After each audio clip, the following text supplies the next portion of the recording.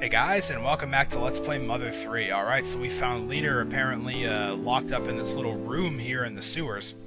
And he's going to tell us a long story, but we're going to listen to it. Given who you are and how you've lived, what I have to say will tear at your hearts. And there's just so much to tell, so I've decided to have the stink bug trembling behind me memorize everything I say. Ready, Mr. Stink Bug? Yep, looks ready to go. Alright.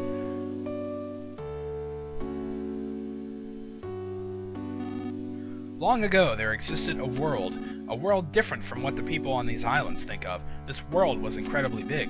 More people lived on this world than there are grains of sand on these nowhere islands. I know it may be hard to imagine, but such a world once existed. Understand? Sure. At some point, the world wound up destroyed. Naturally, it was humans who destroyed it. In the back of their minds, everyone had an inkling that it would happen at some point, and then it really did happen. And so, the world is no more. Everything so far has been about the end of the world. Did you understand it? Yep, sure did. Just before the end of the world, a white ship came to these islands. On it were all the people of Tazmily Village. Yes, aboard the white ship were those few who had managed to escape the world. The people on the ship still went by their names from the previous world. The white ship plan had been set in place before the world was destroyed, and although they're part of the world, these nowhere islands are a special place. They were the one place that would remain, even if the world was lost, the one and only place where people could survive. And so, the white ship arrived at these islands. Everything so far has been about the white ship. Did you understand it? Yes. Have you committed everything so far to memory, Mr. Stinkbug? Yep. The reason these islands are special is because they harbor a giant dragon nearly as large as the islands themselves. Long, long ago, people lived together with the dragon. However, at some point in time, the people and the dragon could no longer coexist. So using the 7 needles, the dragon was placed into a long, long sleep by the ancestors of the Magipsy people who have lived here since ancient times. Ever since the Magipsies have guarded the needles, in an effort to prevent the dragon from being woken until its power is truly needed. Thus, until the time of its awakening, the dragon continued to sleep as the power of the earth itself. And so, because of the tremendous energy of the dragon hidden deep below, these islands were protected from the end of the world. Everything so far has been about the dragon and the Magipsies. Got it. Those who came here aboard the white ship feared another end of the world more than anything else. They felt that the world's destruction was a direct result of the way they had lived. The people of the white ship discussed things at great length. They shared their wisdom and spoke with great seriousness. And then they arrived at their conclusion. They decided to completely erase everyone's memories of the previous world and start their lives over with new rules and new roles. Yes, in short, everyone would play out the ideal story that they had come up with. That is what happened. The people would restart their lives in a simple, peaceful village, in the kind of place they wished they had grown up in. They would erase their memory of everything, the world, their belongings, their rules, and then they would begin their new lives. Everyone's old memories would be reset and replaced with their newly created story, and thus the village of Tazmily came to be. However, it was necessary to record the fact that the memory replacement had taken place. The hummingbird egg was the device used to store the memories of the white ship people. Wes and his son Duster, both playing the roles of thieves, were set to take action should a dangerous situation occur. Remember when they went to Osohe Castle? They went there to retrieve the secret of the people of the white ship. And there's one other thing. Me. It was essential that one person retain memory of the previous world to sort of keep watch over things. I was the only one in the village of Tazmily who wasn't given a role in the new story. The sound of my bell served as a suggestion to keep everyone's fabricated memories from reverting. My name, Leader, comes from the word leader. No, that doesn't mean I was anyone special. It was just that I was particularly taller than all the others. So upon discussion, I was selected because it would be easier for me to stand out. Being so tall, people would want to come see me, you know? And so I was given the role of revealing these secrets when the time truly called for it. Everything so far has been about those who lost everything. Although Tazmily Village exists in reality, it was originally created as part of a story. I know this may be difficult to believe, but do you understand so far? Yeah, I guess. Let me also talk about Osohe Castle. Apparently long ago, a kingdom existed on this island, centered around the king of Osohe. However, when we arrived on the white ship, the people of this kingdom were gone. It seems they had left the islands, fearing the dragon's eventual awakening someday. Before boarding the white ship, Princess Kumatora was an infant who had lost her mother and father. Upon coming to these islands, she was given to the Magipsies to raise, given the role of Princess of Osohe Castle. Wes and Duster being her retainers was another part of the fabricated story. Osohe Castle is one of the few and precious relics of this island's past. We crafted our story in haste, so the people inside it have very little past or history. Have you noticed no one in Tazmily can talk about things from 100 or 1,000 years ago? In truth, we had wanted to create an entire plethora of myths and legends, but our story was made in such a hurry that we weren't able to. It's a real shame. I'm sure that much of what I'm saying you'd rather not hear, but it's the truth. Have you listened to everything so far? Sure have. Have you committed everything to memory so far, Mr. Stinkbug? Truthfully, we had no idea how Tazmily Village would turn out, but things actually went rather well. The people who had arrived on the white ship had fully taken to their new identities. They believed they had always lived together peacefully. It was when a person by the name of Porky stumbled upon these islands that everything started to go amok. It seems he used a time distorter machine to travel through time and space at will. However, he was apparently shut out from all other times and spaces and tumbled into this era and these islands. Even worse, he used the time distorter to bring many people from other eras here. The Pig Mask, as well as everyone in New Pork City, were all brought here and brainwashed by Porky. This Porky fellow seems to view these islands as his own personal toy box, with which he can do anything he wants. He would take animals apart and recombine them to make creepy new chimeras. As a childlike dictator, he began doing whatever he pleased, including building Thunder Tower and forming his own army. Porky eventually learned the white ship secret because of a traitor among the Matchipsies. Do you understand about the intruder known as Porky? I do.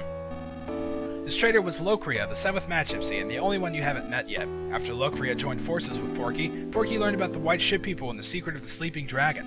Porky decided to pull the needles to wake the dragon so he could use the power for himself. The dragon is the power of the very earth itself, you see. It's said that whoever pulls the sealing needles will become the dragon's master. However, only a very select few are capable of pulling the dragon's needles. Apparently, neither the Matchipsies nor Porky have that capability, yet the needles are being pulled now. That means Porky is somehow controlling someone who can control the dragon's power. We have to put a stop to Porky's antics. If we don't, the world will be completely destroyed again, and it will spell the true end for everything. For Porky, that might be the ultimate pleasure, but we can't allow it to happen. We, the last handful of people there are, absolutely can't allow it to happen. Lucas, it seems you are a chosen one with the ability to pull the needle, sealing the dragon away. You must pull the Dark Dragon's needle with your own hands and pass your heart on to the dragon. Let this be my one and only order to you as your leader. Do you understand everything about the dragon's awakening? I sure do. I hear that 6 of the dragon's needles have already been pulled. Deep in the earth, the dragon is likely beginning to stir from its sleep now. Supposedly the last needle is somewhere in New Pork City. Porky has been gathering everything that lives on these islands into New Pork City to prepare for the final needle's pulling. It's possible that he's planning to hold one final twisted party. But now is our chance to change this looming crisis into a golden opportunity. All things may come to an end, or new and bountiful things may begin. Wouldn't you like to help that happen?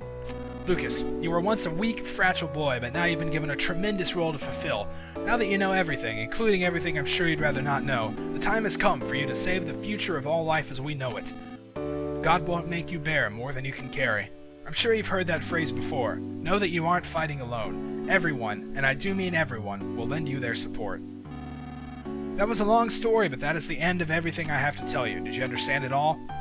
Yes. Only the Matchipsies really know the needle's location, so I don't know where to find them. But from the way Porky and the others have been acting, I would say they're now very close to reaching the 7th needle. Please, Lucas, be the one who pulls the final needle. Porky issues his orders from the 100th floor of the Empire Porky building. Start by jumping into the fray and storming the building. After that, you can start looking for clues. It's been such a long time since I've spoken to anyone, and now I'm exhausted. The stink bug should remember everything I've just said. Take him with you. That way, if you happen to forget anything I've said here, you can ask him to repeat it. Will you go with him, Mr. Stinkbug? Okay, so man, I told you that was a long story, but very, very important one. He basically just spelled out the entire history of, like, literally the world as we know it right before us. We've got our new objective, which it really wasn't new, but Kumator Sphere went away and learned Frieza Omega, which is awesome, but it wasn't entirely new. I mean, we knew we were kind of looking for the needles, but now we know the true story behind Porky, behind the Pig Masks, the needles, the Matchipsies, Osohe Castle, Tazmily Village. We literally know the story behind every single thing now, so...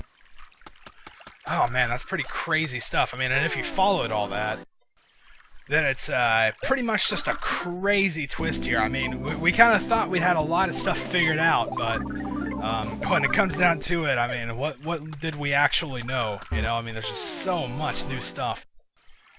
So yeah, I mean, Tazmily Village and the people in it were all pretty much just fabrications. I mean, they weren't their real identities or anything. And their memories have all been just made up, and they've basically are just leading completely new lives now, so really, really crazy stuff. You know, I definitely, like, the first time I played this game, I did not see that coming at all. I mean, I kind of had a few guesses about, you know, a few things about the story, but nothing like that. So yeah, I mean, our world pretty much just got turned upside down right there. Oh, what's this? Whoa, holy crap, what?